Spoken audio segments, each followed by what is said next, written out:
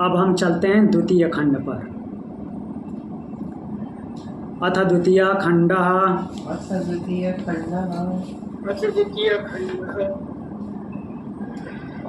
तो द्वितीय खंड में आगे बढ़ेंगे और यहाँ पे विशेष रूप से अपरा विद्या की चर्चा होगी। तो द्वितीय खंड में पहले आ जाते हैं।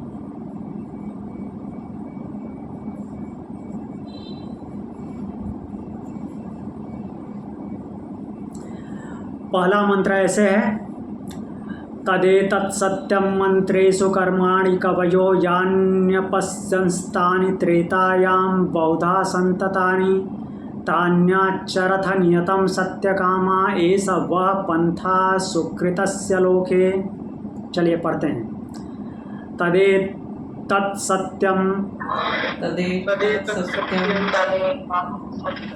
मंत्रेषु कर्माणि कवयो यान्यपश्यंस्तानि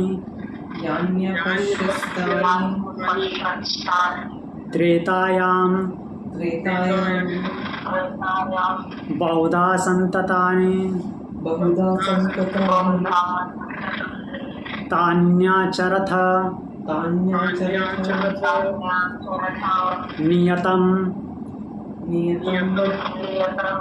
सत्यकामा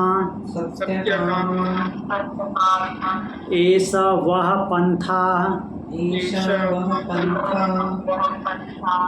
सुकृतस्य लोके।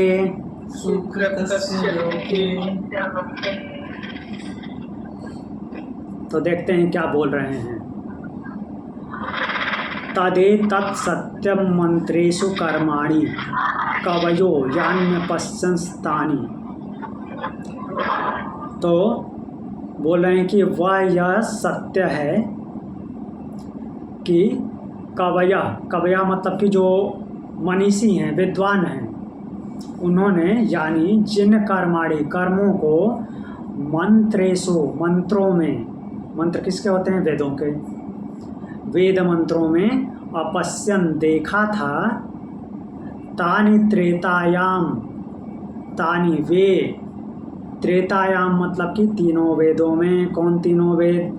ऋग्वेद, यजुर्वेद, सामवेद, तीनों वेदों में बहुधा संततानि, बहुत प्रकार से व्याप्त हैं, विस्तृत रूप में है। सत्य कामा, हे सत्य को चाहने वाले, सत्य की कामना वाले, सारे प्राणियों के लिए बोल रहे हैं, हे सत्य की कामना वाले। तानि नियतम आचरत, उनका नियम पूर्वक अनुष्ठान करो। लोके, इस मनुष्य शरीर में, इस लोक में, अर्थात जिस जन्म में आप हो उसके लिए लोक आया है। इस लोक में वह तुम्हारे लिए एष सुकृतस्य पंथा, शुभ कर्म फल की प्राप्ति वाला मार्ग है। तो बोल रहे हैं कि वह यह जो सत्य है कि बुद्धिमान जो मनीषी लोग हैं, जिन कर्मों को वेद मंत्रों में देखा था, वे तीनों वेदों में बहुत प्रकार से विस्तृत व्यापक रूप में हैं। तो हे सत्य की कामना वाले, उनका नियम पूर्वक आचरण करो। इस शरीर में तुम्हारे लिए शुभ कर्मों की फल की प्राप्ति का मार्ग है, अच्छे कर्मों का फल दिलाने वाले हैं वो। बात तो कर रहे थे ब्रह्म की, अब ये अच्छे कर्मों का फल दिलाने लगे। तो ब्रह्म की बात आएगी, फिर ब्रह्म की बात आएगी। मैंने पहले ही बताया था, दो पक्ष की बात करेंगे महर्षि, पूर्व पक्ष और उत्तर पक्ष। तो पूर्व पक्ष में ये बातें होंगी जो वेदों में है, उनकी बातें होंगी। फिर आगे चल के फिर ब्रह्म की बात होंगी, जो कि भगवत गीता में भगवान बोलते हैं पहले ही देख लीजिए, नहीं तो कन्फ्यूजन बना रहेगा, दिमाग में उलझा रहेगा। भगवत गीता में श्लोक नंबर, भगवत गीता सभी लोग खोलिए, श्लोक नंबर 42 to 44, चैप्टर 2।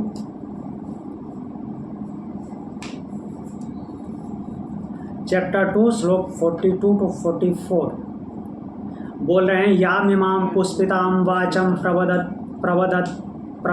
प्रवदन्त्य विपश्चितः वेदवादरता पार्थ नान्यदस्तीति वादिनः कामात्माना स्वर्गपरा जन्म कर्म फलप्रदां क्रिया विशेष बहुलां भोगैश्वर्य गतिं प्रति भोगैश्वर्य प्रसक्तानां तयापहृत चेतसां व्यवसायात्मिका बुद्धि समाधौ न विधीयते।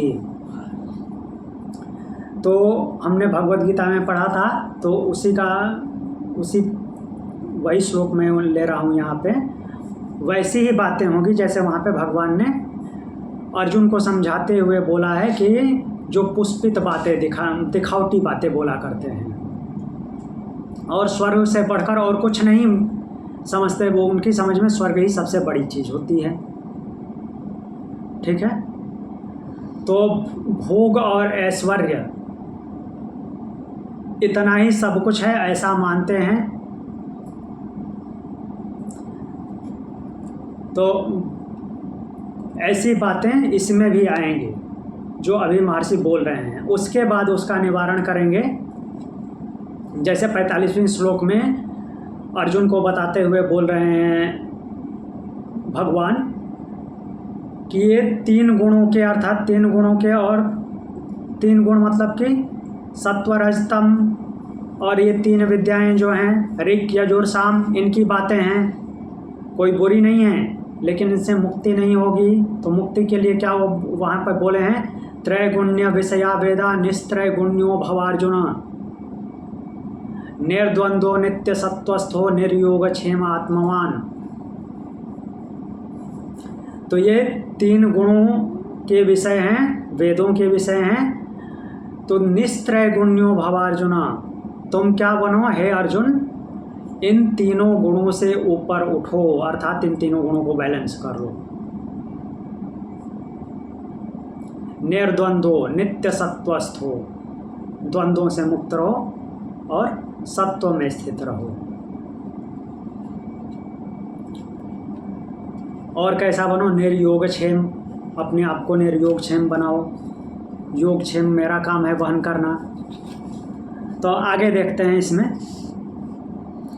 तो पहले वैसी बातें चलेंगी, स्वर्ग प्राप्ति वाली बातें। आपको ये लंबा थोड़ा टॉपिक है तो आपको लगेगा कि नहीं ये तो ऋषि ही बोल रहे हैं, लेकिन इसलिए मैंने पहले क्लियर कर दिया, ये मुंडक उपनिषद की भाषा नहीं है। मुंडक उपनिषद अपना पक्ष रखने के लिए पहले प्रथम पक्ष समझा रहा है कि लोग क्या सोचते हैं।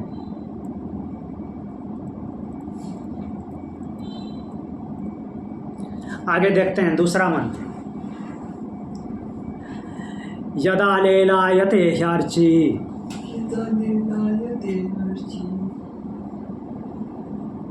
समिद्धे हव्यवाहने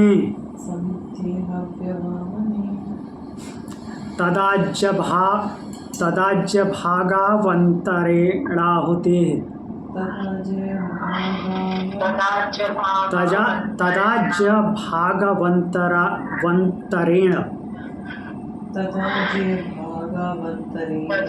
भागवंतरेण आहुति प्रतिपादयेत्।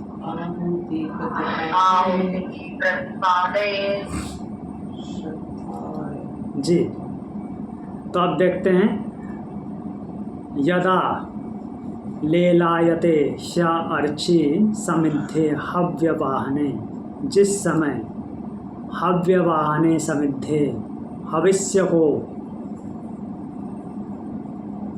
अग्नि द्वारा देवताओं तक पहुँचाए जाने पर अर्ची, उससे ज्वालाएँ जो निकलती हैं, लेलायते, लपलपाती हुई जीव की तरह होती हैं। लंबी जीव निकाल करके इधर उधर घुमाते हैं, आदमी भी ऐसा किस कभी कभी मीन्स आदमी की जीभ जैसे निकलती है, लेकिन बट उसको अच्छी तरह से देखना है तो बड़े जानवरों की जीभ जो होती है, और कोई गाय भैंसों के बीच में रहा है तो उन्होंने देखा होगा कैसे लंबी जीभ निकाल के घुमाते हैं।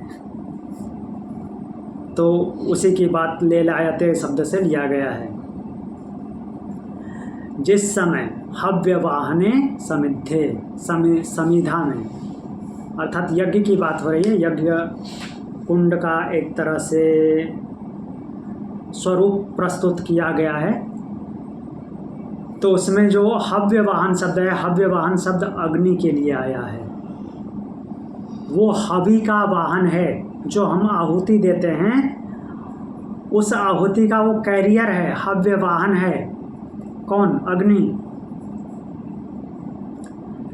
हम अग्नि की उपासना नहीं करते हवन में कुछ डाल करके। बहुत सारे लोग बोलते हैं अग्नि की उपासना करते हैं, अग्नि को साक्षी मानते हैं। नहीं, हम जिसको समर्पित कर रहे हैं उसको, उसकी उपासना कर रहे हैं, उस देव की, उस पितर की उपासना कर रहे हैं। अग्नि को उसको पहुंचाने का माध्यम बना रहे हैं, इसलिए वो हव्य वाहन है।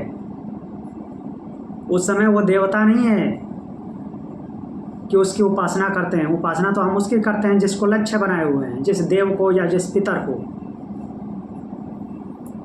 ये सर हवि मतलब आहुति क्या?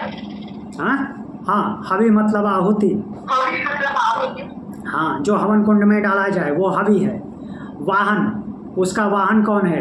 अग्नि। तो आहुति का वाहन अग्नि। तो ऐसा करने पर जब क्या होता है, अर्ची ज्वालाएं ले लायते अर्थात जीभ की तरह इधर उधर घूमने लगती हैं, लंबी जीभ की तरह। तदा उस समय आज्य भागौ अंतरेण, आज्य भागौ मीन्स जब दो ऐसे लपटें निकलती हैं तो लपटों के बीच में आहुति डाला जाए। तो ऐसी आहुति प्रतिपादयेत, बोल रहे हैं कि जब ऐसी लपटें निकलने लगे, आज्य भागौ अंतरेण, तो इन सभी जो लपटें निकलती हैं, 2, 4, 6 जो भी लपटें हैं, तो उनके अंतर में, उनके बीच में आहुतियों को डालें, ऐसा बोल रहे हैं। जब भी आहुति डालनी चाहिए तो उस तरह से डालनी चाहिए जब ज्वाला अच्छी तरह से प्रज्वलित हो जाए, उसके बीच में आहुति डालनी चाहिए। क्यों बोलते हैं ऐसा, वो आगे देखेंगे।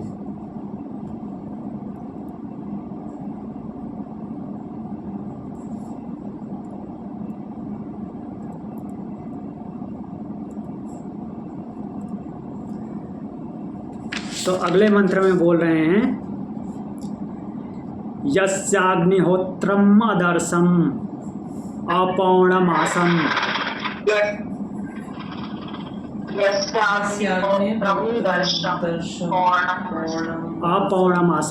अपौर्णमासम,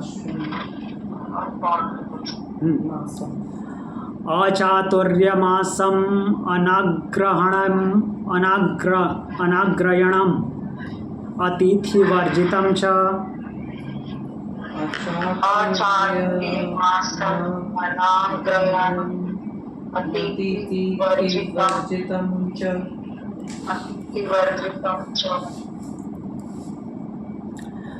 आहुतं वैश्वदेवं अविधिनां हुतं,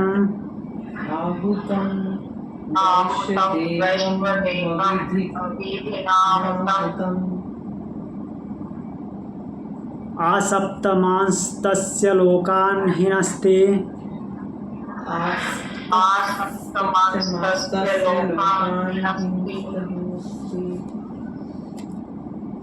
तो इस मंत्र को देखते हैं। हाँ, जो वो पीछे वाले में बता देता हूँ कि जब ज्वाला अधिक प्रज्वलित हो जाए, जीभ की तरफ इधर उधर हिलने लगे, तब क्यों डालने को बोल रहे हैं आहुति, ताकि प्रकृति में वो पोल्यूशन ना फैले। अच्छी तरह से जब दहन हो रहा है तभी डालना चाहिए, ताकि नेगेटिव एनर्जी ना क्रिएट हो, पॉजिटिव एनर्जी ही क्रिएट हो, सब कुछ अच्छी तरह से दहन हो जाए जिसको दहन होना है, इसलिए वो बोले। अब इसमें सेम पौराणिक भाषा में और वैदिक भाषा में, कर्मकांड की भाषा में बातें आएंगी, तो अब ये दिमाग में नहीं सोचना है कि वो ब्रह्म जैसी बातें क्यों नहीं आ रही है, वो आगे चल के आएंगी। तो बोल रहे हैं कि यस्याग्निहोत्रम अदर्शम अपौर्णमासम, जो कर्म कांड में होता है शब्द आते हैं वैसे ही शब्द आएंगे। यस्य जिसका अग्निहोत्र आदर्शम, आदर्शम अग्निहोत्र आदर्शम, अग्निहोत्र एक शब्द है जिसमें मीन्स आहुति दी जाती है जिस अग्नि में। आदर्शम आदर्श है, सेम अभी जो मैंने बताया है, अर्थात अग्नि जब अच्छी तरह से प्रज्वलित नहीं होगी तो जो आहुति है वो अच्छी तरह से पहुंचेगी नहीं जिसको पहुंचाना था, क्योंकि उसका मटेरियल बर्न नहीं हुआ अच्छे से। अपौर्णमासम, और ये एक साधक को लेकर के बात चलेगी, कोई यज्ञ कर रहा है उसकी बात हो रही है। अपौर्णमासम, वो पौर्णमास नामक यज्ञ से रहित है। पौर्णमास अर्थात पूर्णिमा के यज्ञ से, अलग अलग तरह के पहले यज्ञ होते थे, वही शब्द आए हैं इसमें। पूर्णमासी का यज्ञ, पूर्ण चंद्रमा के दिन जो यज्ञ होता है उस यज्ञ से जो रहित है। अचातुर्यमासम, अचातुर्यमास्यम, जो चातुर्मास्य यज्ञ से रहित है, हर 4 महीने पे यज्ञ होता है। लाइक जो हमारी होली मनाई जाती है वो चातुर्मास्य यज्ञ के दिन मनाई जाती है। अब यज्ञ नहीं करते, होली मना लेते हैं। दीपावली के दिन यज्ञ होता था, यज्ञ नहीं करते, दीपावली मना लेते हैं। तो इस तरह से चातुर्मास्य यज्ञ होता था, वो चातुर्मास्य यज्ञ से रहित है जिसकी आहुति। फिर अनग्रहणयम, अग्रहायण, अग्रहायण कर्म से रहित, ये भी एक यज्ञ है जो अग्रहायण महीने में होता था। च तथा अतिथि वर्जितम, तथा जिसके यज्ञ में अतिथि वर्जित हैं, अर्थात अतिथि का जो सत्कार नहीं करता। अतिथि मतलब आज वाला अतिथि नहीं कि बिना बताए आ गया तो वो अतिथि है, नहीं। अतिथि मतलब कि जो यज्ञ मंडप में या यज्ञ क्षेत्र में आने वाला विद्वान जो बिना बताए आता है वो अतिथि, क्योंकि यहाँ पे यज्ञ की बात चल रही है। आहुतम, जिसने समय पर आहुति नहीं दी। अवैश्वदेवम, अवैश्वदेवम, जो वैश्वदेव नामक यज्ञ से मीन्स कर्मों से रहित है। अविधि नाम होतम, और जिसने आहुति अविधि पूर्वक दी है, वो कोई विधि पूर्वक आहुति नहीं दे रहा है, मीन्स जैसे जैसे करना चाहिए उसका वर्णन पहले ही आ रहा है कि ऐसे ऐसे यज्ञ नहीं किया वो। तो ऐसा जो है तस्य, उस अग्निहोत्री के आसप्तमान लोकान हीनस्ति, उसके 7 जन्म नाश हो जाते हैं, अर्थात वो अपने 7 जन्मों का नाश करता है। फिर दिमाग में रखना है 7 जन्मों का नाश हो जाता है, ऐसी भाषा ब्रह्म विद्या कैसे बोल सकती है? ये ब्रह्म विद्या की भाषा नहीं है। ये सरकास्टिक हो रहे हैं कि हमें रिचुअल्स करने को कह रहे हैं कि रिचुअल्स नहीं करने को कह रहे हैं? समझ नहीं आ रहा था मुझे। हाँ, वो आएगा समझ में। तो टोटली सरकास्टिक लग रहा है। तो यहाँ पहले पढ़ते जाते हैं कि हमारे कर्म कांड में क्या दिया हुआ है, वो बात कर रहे हैं यहाँ पे। जो साधक, जो यज्ञ करने वाला जो है याज्ञिक, उसका अग्निहोत्र आदर्श है, अर्थात ठीक से दिख नहीं रहा है, धुआं से भरा हुआ है यज्ञ कुंड। पौर्णमास नामक यज्ञ नहीं करता, चातुर्मास यज्ञ नहीं करता, ग्रहायण यज्ञ नहीं करता था, अतिथियों का सत्कार नहीं करता, आहुति ठीक से नहीं देता, और क्या है अवैश्वदेवम, जो विश्वदेव है उसको बलि नहीं देता, अर्थात उनको कुछ समर्पित नहीं करता। अविधिनाम होतम, आहुति अविधि पूर्वक देता है। ऐसे अग्निहोत्र का जो अग्निहोत्री है, आसप्तमाना लोकान हीनस्ति, उसके 7 लोकों अर्थात 7 जन्मों का नाश हो जाता है, उसके 7 जन्म नाश हो जाते हैं, ऐसा बोल रहे हैं। ये पूर्व पक्ष की बात है। जो उत्तर पक्ष में, अग्निहोत्र कौन है? जो यज्ञ करता है? हाँ, वो? जो यज्ञ करता है, जिसको यजमान भी बोला जाता हाँ है। जी, यजमान। सर प्रथम पक्ष आपका क्या मतलब है? प्रथम पक्ष का मतलब कि ये त्रय विद्या की बातें त्रय विद्या में जैसे कहा जाता है, इसीलिए मैं भगवत गीता का ये मंत्र सुनाया, जो पुष्पिताम बाताम बोलते हैं, और स्वर्ग ही उनके लिए सबसे बढ़ के है, उससे आगे कुछ नहीं होता। तो वो बातें ये बोल रहे हैं, वही बातें जो पुष्पिताम वाचाम बोला करते हैं। हाँ, ये पुष्पिताम वाचाम की कैटेगरी में आता है। इसको ये गलत नहीं बोल रहे हैं कि ये गलत है, जिसको करना है कीजिए, अच्छे से कीजिए, लेकिन वो आगे बताएंगे कि कैसे नहीं करना है, इसको किस तरीके से करना चाहिए, कैसे नहीं करना है। अगर वैसे करते हैं तो इसको पार करके वो जो उत्तर पक्ष है अर्थात ब्रह्म विद्या है उसमें आप पहुंच जाएंगे, और कैसे करेंगे तो इसी में अटके रह जाएंगे, यही बताएंगे।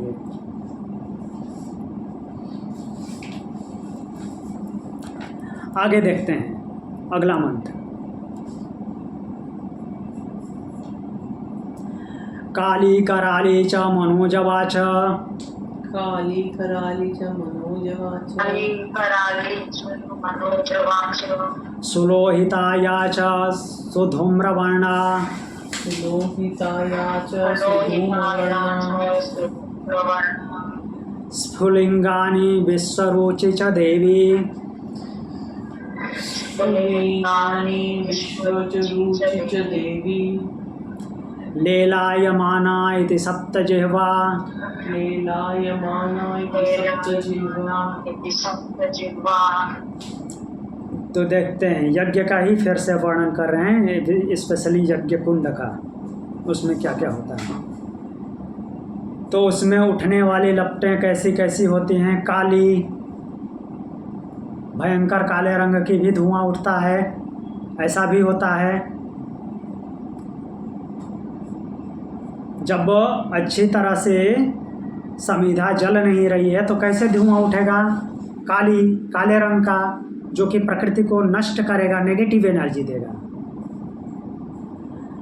कराली, विकराल ज्वालाएं उठती हैं। च मनोजवाम च, और फिर कभी कभी आग इतनी भयंकर हो जाती है, बड़े बड़े यज्ञों में इतनी भयंकर हो जाती है कि उनका जो ताप इतना दूर तक फैलता है, जैसे लगता है कि उसका तेज जो है मन से भी ज़्यादा हो गया है, अर्थात मन की गति से भी तेज आंच निकल रही है। एक उपमा दी गई है, वैसे मन की गति से तेज नहीं हो सकती, बट ऐसा लगता है कितनी दूर तक उसकी लपट आ रही है। च, और क्या है, सुलोहिता, लोहित रंग की, उसकी आग जो है लोहित रंग की भी होती है। च तथा सुधूम्रवर्णा, अच्छे अच्छे रंग के धुएं भी निकलते हैं, अलग अलग रंग के। स्फुलिंगानी च, तो अलग स्फुलिंगानी, लिंग शब्द आया है। लिंग मतलब कि कुछ पार्टिकुलर रूप बनना, एक पहचान बनना। तो ऐसे सुंदर सुंदर दिखने वाली आग होती है उसमें। च तथा विश्वरुचि, जस्ट ये आग वहाँ पे कैसी होती है उसका वर्णन कर रहे हैं, और कुछ नहीं। तथा विश्वरुचि देवी इति लेलायमाना जिह्वा। और जो वो आग होती है वो देवी स्वरूपा है विश्वरुचि, जिसका नाम बताया गया है। इति ये 7 तरह की जिह्वाएं हैं। जो जीव का लपलपाना अर्थात जीव की तरह लपलपाना जो अग्नि की बात किए हैं, तो वो 7 तरह की जिह्वाओं का उदाहरण दिए हैं यहाँ पे। मीन्स वो 7 जिह्वाएं ये हैं जो आग की लपटें धुआं वगैरह जो होते हैं उनको इन 7 नामों से जाना जाता है। काली, कराली, मनोजवा, सुलोहिता, सुधूम्रवर्णा, स्फुलंगानी एंड विश्वरुचि। ठीक है, इतना इसमें बोला गया है।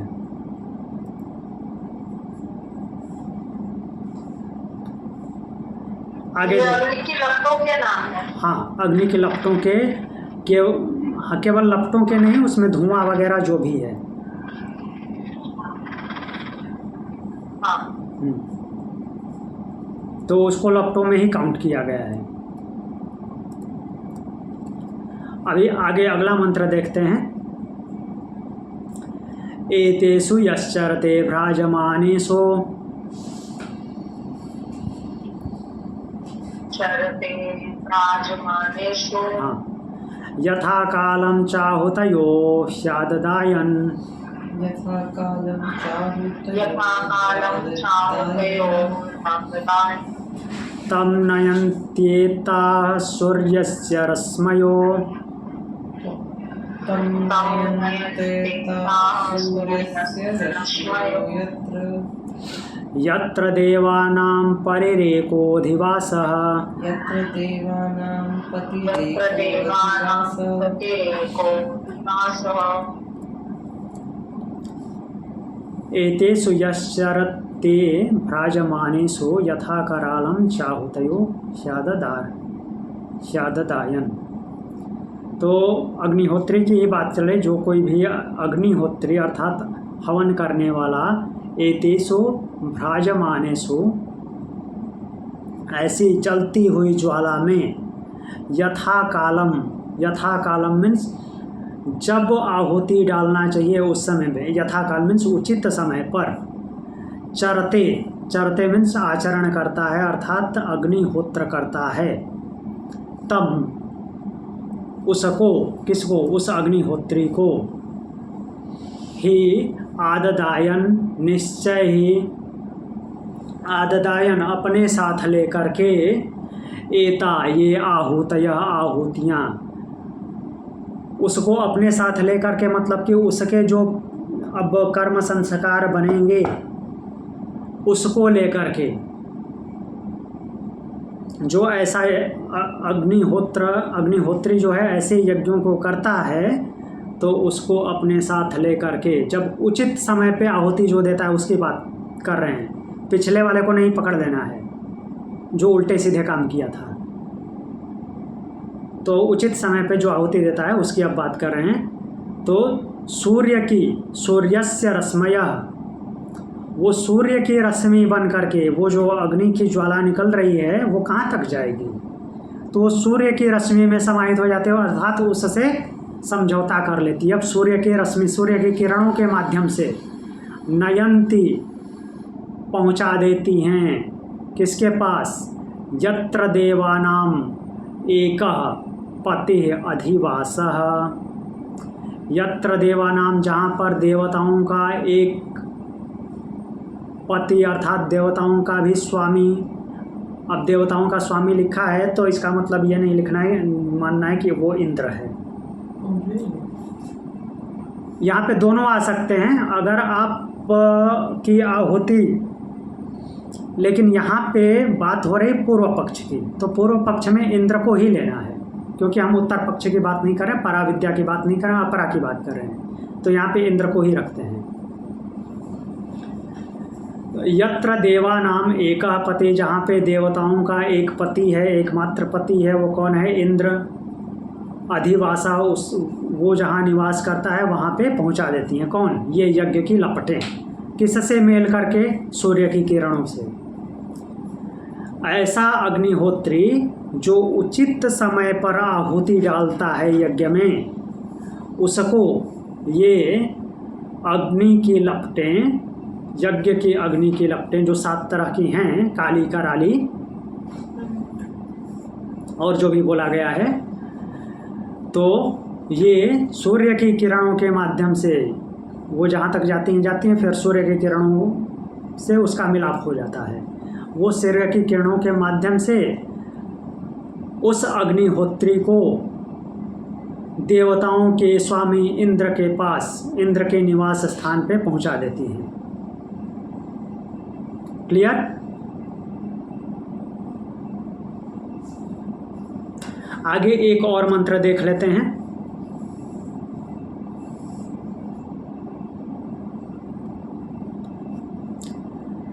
तो बोलते हैं कि ये हिति तमाहुतया सुवर्चसः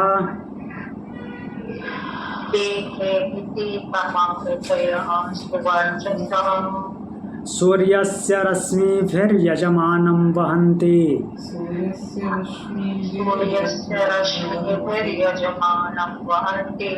प्रियां वाचम् अभिवदन्त्योर्चयन्त्या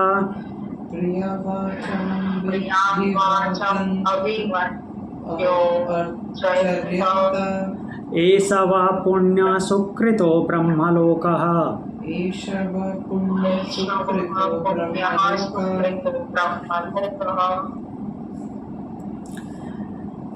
तो यहाँ पे बोल रहे हैं ये हिति तमाहुतयः सुवर्चसः।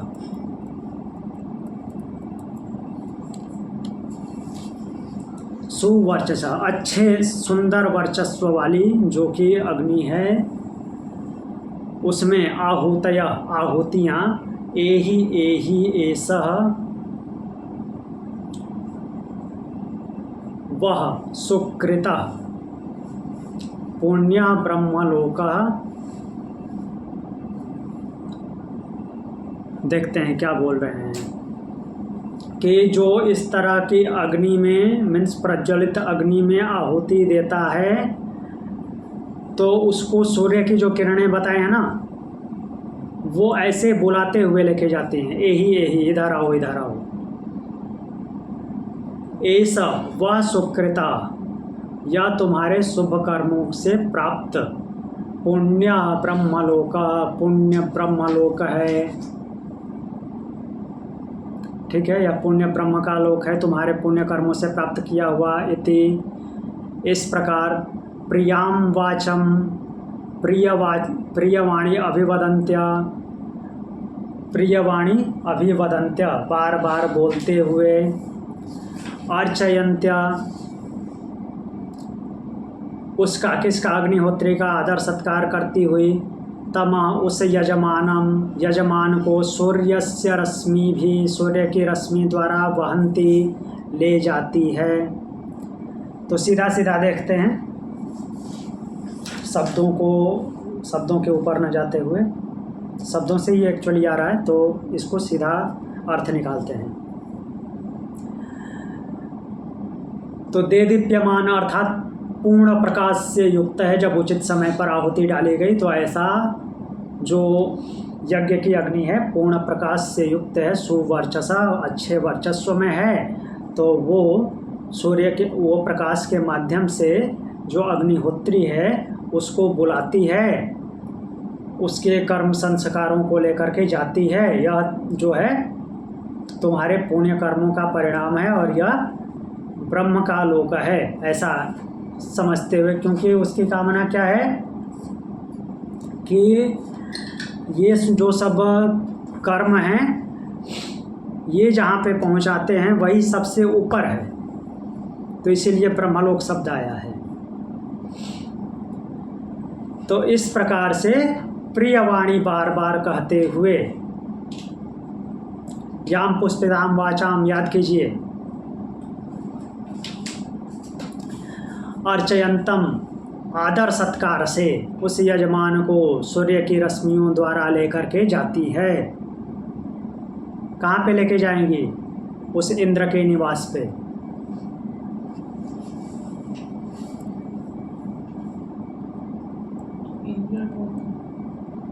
उसी को ब्रह्मलोक शब्द दिया है। ब्रह्मलोक शब्द इसलिए दिया है क्योंकि ब्रह्म का लोक सर्वोपरि है, परम धाम। लेकिन उसके लिए जो इन कर्म कांडों से जहाँ पहुँचा जाता है वही सर्वोपरि है। हाँ। तो आज के लिए इतना ही, आगे कल देखेंगे। तो इसमें परेशान नहीं होना है कि ये ब्रह्म की तो कोई बात हुई नहीं, क्योंकि पहले ही द्वितीय खंड के शुरू में ही ऐसा बता दिया था कि अपरा विद्या का विस्तार होगा इसमें। पहले अपरा विद्या को बताएंगे और उसके बाद अपना पक्ष रखेंगे।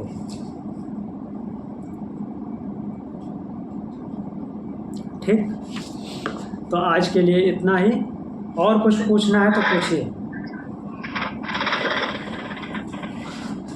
तो सर अपना विद्या की हर एक अपनी जो है आकृति जो है वो इंद्र के पास भी चली जाती है क्या? मतलब इंद्र जो है उनका ये विद्या है, वो जिसकी जैसी सोच है, अभी और भी देखेंगे आगे। ओके ओके ठीक है। ठीक है।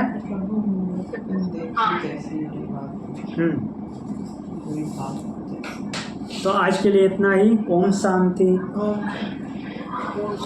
Thank you so much.